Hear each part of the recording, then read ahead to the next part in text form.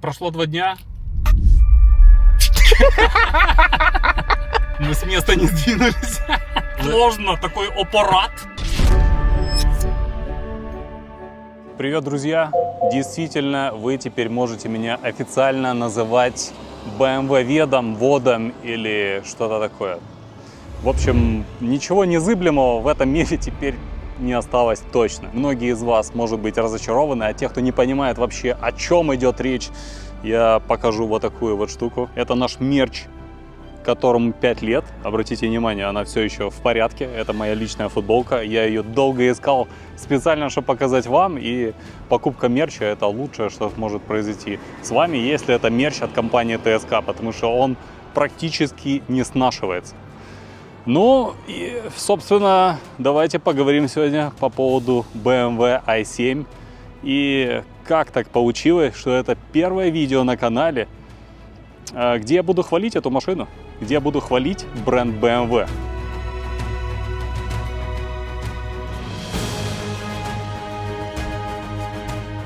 По поводу других электромобилей BMW, с которыми мы касались, и почему они всегда у нас вызывали какое-то, как минимум, недоумение, а чаще всего вызывали обоснованную, как мне кажется, критику. BMW i3 была придумана с нуля, было сделано огромное количество инженерных работ, чтобы сделать эту машину, чтобы сделать ее реальной. И в результате мы получили машину, которая по всем абсолютно характеристикам уступает Model 3. Хотя они в одном классе как минимум были по цене, даже i3 продавалась часто в версии Rex, она продавалась по цене как перформанс-версия тройки. Причем тройка сделана просто из металла. Некоторые детали у нее алюминиевые, но большая часть она сделана из металла. В BMW i3 применялись, все вообще применялось. Там какие-то около космические технологии, какой-то монокок из около карбона. Все это практически невозможно ремонтировать, все это сложно в производстве. И результата не достигнуто было никакого. Ровно точно так же, как и с прекрасной BMW iX. У нас есть это видео на канале. Это отличная, комфортная машина. Но вопрос в том, что этого всего можно было достичь намного более легким способом. Потому что iX снова сделана машина с нуля. Снова у нас углеволокно. Снова какие-то суперкомпоненты и инженерные решения, которые привели к тому, что машина весит тяжелее, чем Tesla Model Y, запас хода меньше, разгоняется медленнее, чем Model Y, багажных отделений, у нее в багажных отделениях места меньше, чем Model Y, третий ряд сидений недоступен ни в какой комплектации никогда, и по цене она подбирается к Model X. В этой машине они пошли абсолютно другим способом, чем, допустим, Mercedes и чем шли до этого. То есть Mercedes сделал отдельную машину, которую они назвали EQS, и это не S-класс. Мы это разбирали в нашем видео, посмотрите, пожалуйста, по подсказке. EQS это не S-класс, это и не Tesla Model S Plaid, то есть это какой-то уникальный автомобиль, который в себе соединяет инженерные решения Мерседеса, дизайн Мерседеса, стилистические решения Мерседеса, какие-то комфорты и что-то, но, к сожалению, это продвинутый E-класс или E-класс четырехдверное купе, что-то где-то там. Но по комфорту ему очень-очень далеко, особенно для задних пассажиров, по сравнению с семеркой BMW. Почему? Потому что это просто семерка BMW, в которой есть батарейки. Это единственный правильный способ, как оказалось, сделать настоящую комфортную машину. И на сегодняшний день, прямо сейчас, у этого автомобиля среди всех машин в мире нет вообще конкурентов. Ни Jaguar, ни Tesla, ни Mercedes, ни Audi, ни у кого нет машины, которая подходит идеально как для водителя, так и для заднего пассажира, если я хочу перемещаться в основном сзади. И нет никаких компромиссов. Она спокойно проезжает 300 миль. Видели? Шторка у нас уезжает. Я вообще не могу понять алгоритм, как это работает. Как шторки задние иногда поднимаются, иногда это шторка отъезжает, иногда она не отъезжает. Но мне кажется, что шторка закрывается тогда, когда очень солнечно. И это супер удобно. Я бы хотел, чтобы в Тесле было то же самое. Когда жарко, какая-то шторка закрывается и делает так, чтобы машина не сильно нагревалась. Хотя она все равно нагрелась прилично. Это очень-очень большая крыша и очень большая шторка. И складывается ощущение, что она уезжает не куда-то сюда, в эту часть, и здесь прячется, а куда-то уезжает в Cybertruck и параллельно подрабатывает защитой кузова Cybertruck, потому что нет понимания, как можно эту огромную штуку спрятать в достаточно с достаточно тонким местом под козырьком. На одну клавишу больше мне надо нажимать здесь. Здесь у меня D по умолчанию. Вот D. Если я хочу ехать так, как я привык ехать в нормальной машине с рекуперацией, мне надо нажать еще раз туда же, и появится B режим. Это либо Battery режим, либо Богдан режим. Здесь уже решайте, как вам больше нравится. В таком варианте уже можно ехать, уже можно пользоваться, все нормально. Каждый раз, когда мы отъезжаем, каждый раз, когда я касаюсь руля, я сразу же напоминаю себе, что задняя ось подруливает, потому что это чувствуется сразу. Когда ты смотришь на эти вещи где-то в характеристиках, что какая-то задняя ось подруливает, это там на какие-то углы лучше, легче поворачивать, это не производит такого впечатления, какое впечатление у вас складывается, когда вы реально этим пользуетесь. Это обалденная штука.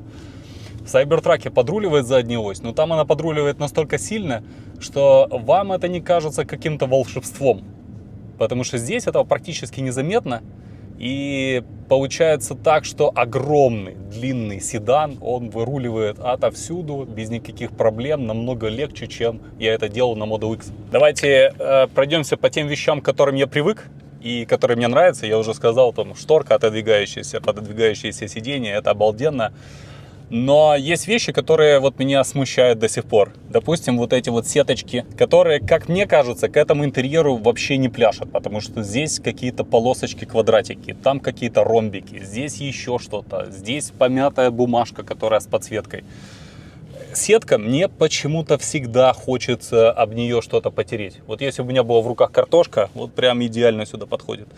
Такая сетка для натирания картошек. Либо если у вас жесткие пяточки, тоже эта сетка идеально подойдет. Но подходит ли она этому автомобилю? Ну, спорно. Просто здесь хотели сделать все максимально ярко. И основной рынок этого автомобиля — это Китай. Китай потребляет очень много таких машин. Под это, я так понимаю, и делался в основном интерьер. И, чтобы на фоне китайских машин, которые китайцы выпускают, анонсирует каждую новую неделю, чтобы эта машина не казалась какой-то тусклой. Вот такой, как кажется, Тесла. Да? Многие садятся в Теслу и такие, так здесь же ничего нету. Вот в этой машине есть ощущение, что есть все. Причем есть карбон, который создавал человек, который, скорее всего, не видел никогда реального карбона. Знаете, это как карбон, созданный по рассказам других людей. Вот так вот он должен был выглядеть. Выглядит странно, но в принципе на фоне сеточек и всего остального вроде как окей. Первое, чем займется, наверное, любой владелец Тесла в новой машине, это проверит автопилотирование, причем в пробке. Не все машины с этим справляются, с этим тестом, казалось бы, легким. И важно, чтобы у вас в пробке работал автопилот. И я, во-первых, очень быстро нащупал, здесь буквально одна кнопочка, раз. Второе, все загорелось сразу зелененьким. И работает отлично. Все работает нормально. О, сейчас вы можете насладиться эмбиентом, как это смотрится. Секас, не знаю, мне очень нравится. Саша затих, наверное, неоднозначно, да? Ты не уверен, что тебе нравится, да? К чему я еще не привык? Это к тому, как эта машина стелит. Вот она не едет, она прям стелит по дороге. То есть вы едете и понимаете, что то, что происходит, это прям кайф, потому что подвеска работает идеально, все работает отлично. Внешности мы не сильно касаемся, потому что мне кажется, что основное в этом автомобиле — это когда ты едешь. Когда ты едешь, в общем-то, тебе не так важно, как она выглядит снаружи. И выглядит снаружи она силуэтом. очень похожа на Rolls-Royce. То есть, если вы отбросите вот эти значки BMW, отбросите какие-то сложные дизайнерские решения в последней модной стилистике от BMW, вы увидите, что силуэтом сзади, сбоку, еще где-то она подчеркнуто похожа на Rolls-Royce. А Rolls-Royce это один из брендов компании BMW. То есть это топ лакшери линейки от компании BMW. И эта машина в некоторых углах пропорциями, конечно, она проигрывает. Еще чем-то она проигрывает. Конечно, она не такая изящная и вообще и близко не такая красивая. Но в целом, как мне кажется, намек этого кузова на то, что, смотрите, близко к Rolls-Royce. Я ездил на Rolls-Royce Spectre. Мне очень понравилась эта машина, как она едет, насколько она мягкая и так далее. Я не вижу, чтобы конкретно этот автомобиль сильно проигрывал Rolls-Royce Spectre. Хочется ехать на этой машине куда-то далеко. Хочется посадить жену, детей, там, дети себе спокойно заснут на заднем сиденье. И хочется куда-то ехать вдаль. Но здесь, конечно, складывается проблема с тем, что особенно вдаль не поедешь. Сети зарядок от BMW нету. Вам надо будет искать какие-то зарядки Electrify America, либо в Европе какие-то чуть-чуть, потребуется чуть-чуть знаний зарядных сетей для того, чтобы куда-то доехать далеко. То есть в этом плане, конечно, эта машина больше рассчитана на город, вокруг города, и с этим она будет справляться отлично. По поводу внешности, к Rolls-Royce, конечно, она не дотягивает, но если сравнивать с Mercedes EQS, который, как по мне, просто обмылок, конечно, эта машина выделяется, выглядит намного лучше. Идеальное цветовое решение для нее это черный цвет. То есть все черное, никакого хрома, черные колеса. В таком плане вы видите просто квадратный, такой достаточно брутальный силуэт. Остальные, любые другие цветовые решения в этом автомобиле, они в принципе не такие удачные. То, к чему я не смог привыкнуть и отключил, прям остановился и отключил в первые же минуты езды на этом автомобиле. Это странный баянист, который зажимает одну ноту на своем баяне и тянет баян, показывая вам, что вы разгоняетесь. Это происходит так. Или если вы разгоняетесь быстрее, там разные ноты, но это одинаково всегда вызывает какое-то ощущение, что-то идет не так. То есть это не ощущается здоровым, нормальным поведением, особенно если вы до этого пользовались нормальной машиной, там, где нет каких-то звуков при разгоне. Тем более, что баянист это не просто какой-то баянист, это специальный композитор, какой-то Ханс, что-то там. Я уверен, что это хороший композитор с хорошей музыкой, но конкретно BMW его наняла для того, чтобы он воспроизвел и создал все звуки для этого автомобиля, включая и разгон, и вашу посадку, и включение автомобиля, выключение. Огромное количество звуков издает эта машина, и вам надо будет с этим жить. Я даже понял, где этот баянист находится конкретно в этой машине и во всех BMW i7. Он, скорее всего, находится под капотом, потому что капот открыть нельзя, а он у нас огромный. И там, естественно, хватит места и для баяниста, и еще для его каких-то помощников, которые выдают какие-то параллельные звуки. BMW говорят, что мы не поставили никакой передний багажник, никак это не используют для большей безопасности вашей. То есть, если вы будете иметь там пустое место, положите там какие-то ваши вещи, какую-то куртку на всякий случай. По мнению BMW, это сможет вас убить во время аварии. Я, конечно, с этим не согласен. Огромная решетка, под капотом плита, скорее всего V8, но в крайнем случае V6. В итоге, что за этой пластмасской? За этой пластмасской, которую BMW не рекомендует открывать, потому что это стыдоба, конечно. Это просто стыдно. Находятся аккуратно перепутанные провода разных цветов. То есть, если провода сложить ровно, то уже бы хватило места на багажник. И это огромное упущение, что BMW не идут навстречу клиента и не используют все место, которое могут использовать в этом огромном автомобиле, потому что это огромная машина. Итак, если вы вдруг тоже решили остановить свой выбор именно на i7, значит, какие варианты у вас есть? Она бывает 50-я, она бывает 60-я и бывает 70-я. Смысла в этих цифрах я, в общем-то, не нашел. 50-я это типа как должно нам намекнуть на то, что она как эквивалент 5-литровой. Но на самом деле это эквивалент мощности. Мощности, которую вам выдает машина, что вы могли ускоряться. И конкретно в этом автомобиле здорово, что он вообще никак не провоцирует ни на какие ускорения. И даже когда вы хотите ускориться, но ощущения, особенно после Tesla Plate, у вас не будет никаких, кроме как такой снисходительной улыбки на лице. Так, включаем буст и проверяем. Оно... Так ты шо, пощади. Первый и последний раз я ускорялся прям в пол на этой машине, потому что в этом нет никакого смысла. Она не под это рассчитана. Если вы думаете, покупать ли более заряженную версию или с какими-то бустами или еще с чем-то, вообще об этом не думайте. Это не то, что вам нужно. С той задачей, под которую ее делали, она справляется отлично. Обгоняет то, что надо. Обгоняет быстро, перестраивается достаточно четко, подвеска работает супер мягко. И конкретно эта машина, она 60-я. То есть есть еще 50-я и 70-я. И 70-я это у нас M-версия. Что такое M-версия? Ну, чуть-чуть перенастроенная подвеска, чтобы ловить повороты лучше. А говорят, что это какая-то чуть-чуть переделанная химия батареи, чтобы больше давать отдачу.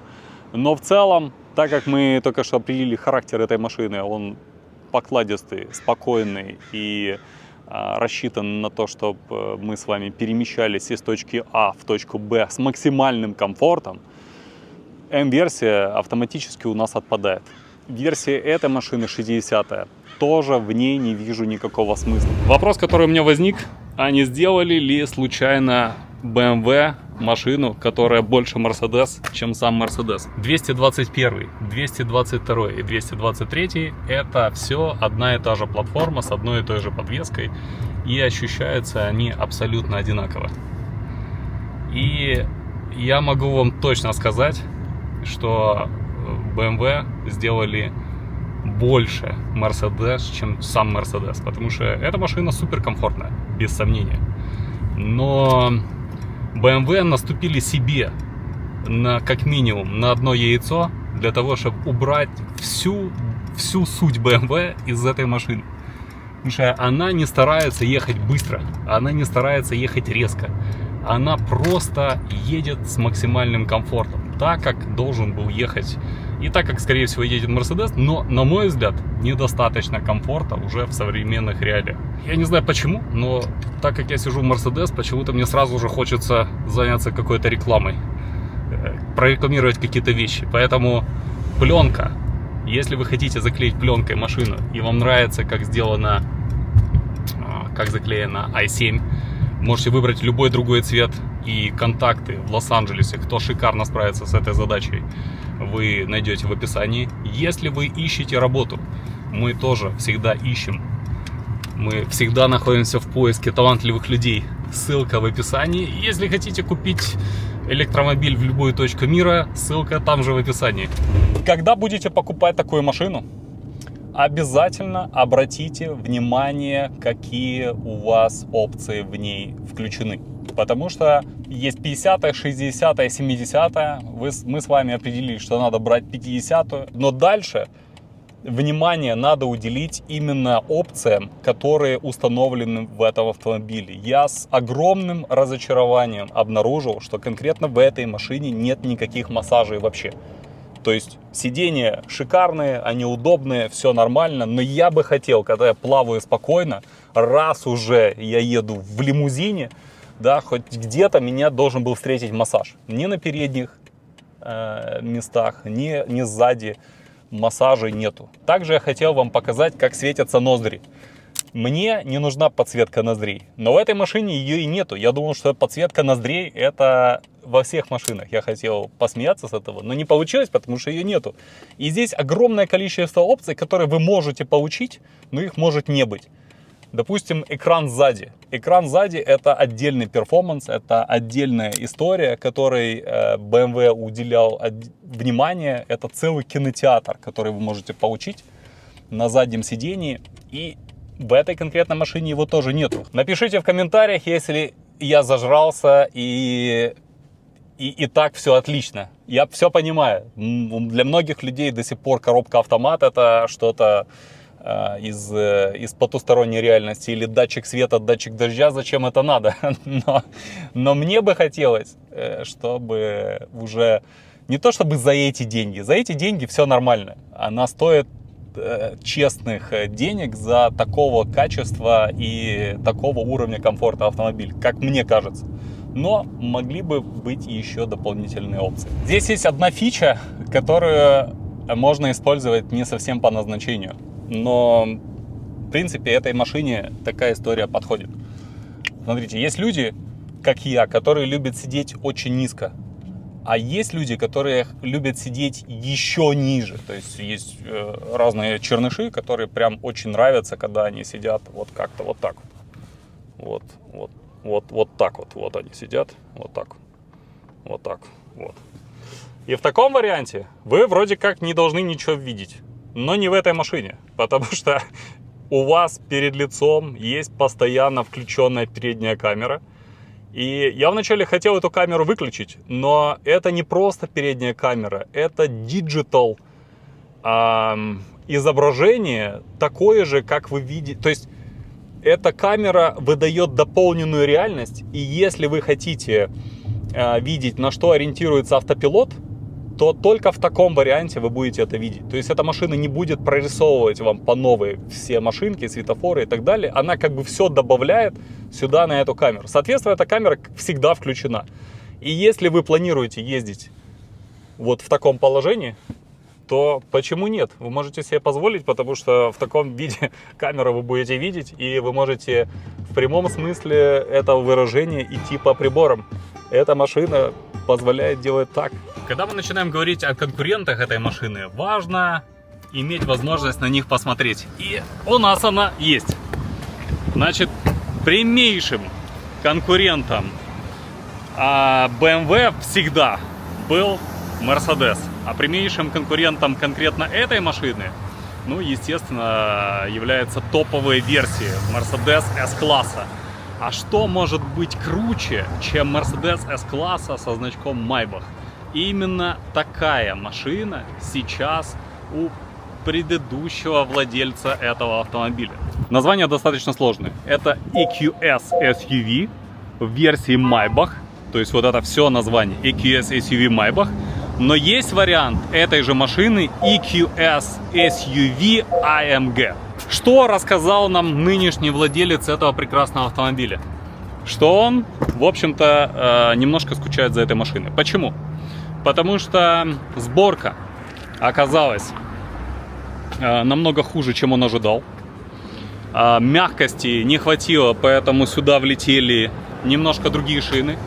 Но справедливости ради можно показать, что и здесь колеса другие. Здесь колеса чуть меньше, чем были с завода, потому что тоже не хватало мягкости. Но основное это вопросы к подвеске. Потому что в этой машине ему не хватает мягкости. Почему? Потому что вроде как, когда ты едешь медленно, с небольшой скоростью, тебе кажется, что она супер мягкая, она как бы покачивается. И она как бы как на подушке. Но реальные неровности, такие как лежачие полицейские или что-то такое, BMW преодолевает легче и проще. А здесь просто больше ощущений мягкости, но ее больше раскачивает. И, конечно, качество салона. Мы, когда снимали EQS без версии SUV, я обращал внимание на... Вот, послушайте.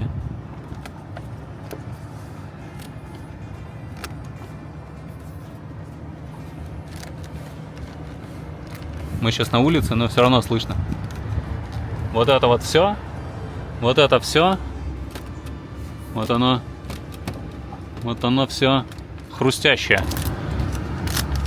То есть это хрустящая машина, но без корочки. Mercedes не уделяет такого внимания материалам в современном мире, как раньше. То есть, что вам надо понимать, когда вы решили купить современный премиум? Что бренды пошли тем путем, которым идет Balenciaga.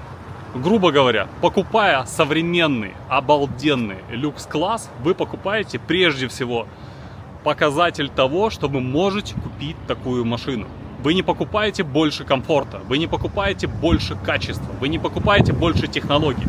Вы покупаете просто понимание у всех остальных людей, что вы можете оплатить такого класса машину. То же самое делает Balenciaga. Они вам продают резиновый браслетик, который стоит $200. Но очевидно, что человек, который не может купить резиновый браслетик за $200, его покупать не будет. И очевидно, что это абсолютно бесполезная история.